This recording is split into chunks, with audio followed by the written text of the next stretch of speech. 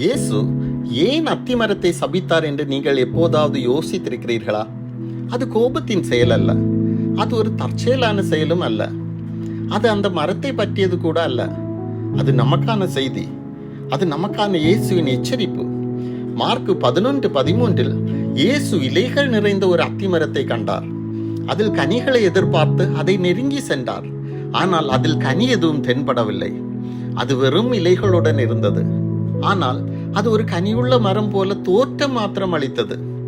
சபையில் இயேசுவின் சீஷன் போல் தோற்றம் அளித்து, அவரை துதித்து, அடுக்குமொழியில் வசனங்கள் கூறி ஜெபித்து, பிறருக்கு அறிவுரை கூறி பிரசங்கித்து, காணிக்கை கொடுத்து, பக்திமான் வேஷம் போட்டு வாழ்க்கையில் கனி எதுவும் தென்படவில்லை என்றால் அது எல்லாமே ஒரு வெளி வேஷம்தான்.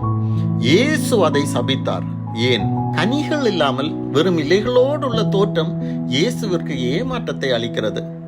இயேசு வெறும் உருவத்தாலும் வெளி தோற்றத்தாலும் பிறரை கவருவதை விரும்பவில்லை. அவர் கனிகளை எதிர்பார்க்கிறார், கனிகளை தேடுகிறார், அதைதான் விரும்புகிறார்.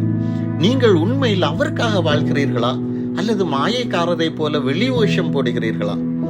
அவர் உங்கள் வாழ்க்கையை நோக்கி நடக்கும்போது இலைகளை கண்டுபிடிப்பாரா அல்லது அதனோடு கனிகளையும் கண்டுபிடிப்பாரா? அந்த சபிக்கப்பட வேண்டிய நிலையில் உள்ள அத்திமரம் நம்மில் பலர்தான். எனவே உணர்வடையுங்கள், பரிசுத்த ஆவியை நாடுங்கள், அவருக்கு உங்கள் முழு கட்டுப்பாட்டையும் கொடுங்கள், ஆவியின் கனியை நாடுங்கள், கனி கொடுங்கள். ஆமென்.